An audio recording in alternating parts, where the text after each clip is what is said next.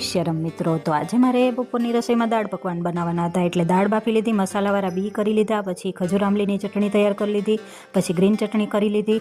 પછી મારે લોટ બાંધવાનો હતો પકવાનનો, એટલે થોડો મેંદાનો લોટ ને થોડો ઘઉંનો લોટ એ બધું મિક્સ કરી અને લોટ બાંધી લીધો ને ત્યારબાદ બનાવવાની હતી દાળ. એટલે દાળનો વઘાર કરીને દાળ પણ તૈયાર કરી લીધી મેં. તો મસ્ત મારી દાળ તૈયાર થઈ ગઈ છે. એટલે હવે મારે પકવાન વણવાના છે. એટલે પકવાન હું વણવા માંડી છે ને એક બાજુ મેં એક કડાઈમાં તેલ ગરમ કરવા મૂકી દીધું અને ત્યારબાદ છે ને પકવાનના વણીને આવી રીતના કાંટા ચમચીથી કાણા પાડી દેવાના, એટલે પકવાન ફૂલે નહીં. એટલે પછી મેં બધાય પકવાન તળી દીધા, એકદમ લાલ થાય ત્યાં સુધી પકવાનને તળવાના. ત્યારબાદ બધી રસોઈ બની ગઈ એટલે બધું ઓલમાં લઈ લીધું ને મનોજ ને તન્મય પણ આવી ગયા હતા. એટલે અમે બધાય જમવા બેસી ગયા. અને તમે બધાય કમેન્ટમાં કહેજો તમને દાળ પકવાન ભાવે કે નહીં. પછી મેં મસ્ત મજાની અમારી ત્રણેયની ડીશ બનાવી નાખી દાળ પકવાનની.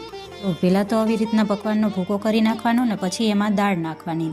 ત્યારબાદ દાળ, પછી બટેટા, પછી માંડવીના બી નાખવાના, પછી મિક્સ ચેવડો નાખવાનો અને પછી લાલ ચટણી નાખવાની, પછી લીલી ચટણી નાખવાની, પછી ડુંગળી નાખવાની, પછી સેવ નાખવાની, પછી ધાણાભાજી નાખવાની ને પછી છેલ્લે ખજૂર આંબલીની ચટણી નાખવાની. ને આ બધું મિક્સ કરીને આની ખાવાની મજા જ કંઈક ઓર છે. અને અમે બધાય મસ્ત મજાની દાળ પકવાનની મોજ માણી. તમને આ વિડીયો પસંદ આવ્યો હોય તો લાઈક, શેર, સબસ્ક્રાઈબ.